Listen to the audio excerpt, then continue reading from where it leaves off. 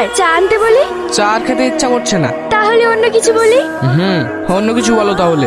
Sir sir, কি ব্যাপার, কি হয়েছে? আমাদের গ্রামে একটি খুন হয়েছে স্যার।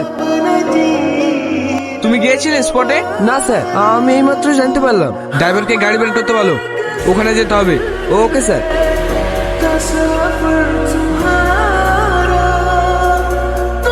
দেখি সরে যান, ফাঁ করুন স্যারকে আসতে দিন।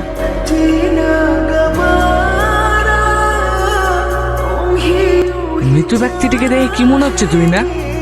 স্যার লাইফে ফার্স্ট টাইম এমন দেখছি যেখানে মৃত ব্যক্তির শরীরে কোনো আঘাতের চিহ্ন নেই। এটাও তো হতে পারে ওনার কেউ মার্ডার করেনি, ওনার শরীরের সমস্যার জন্য হয়তো মারা গিয়েছেন। হতে পারে স্যার।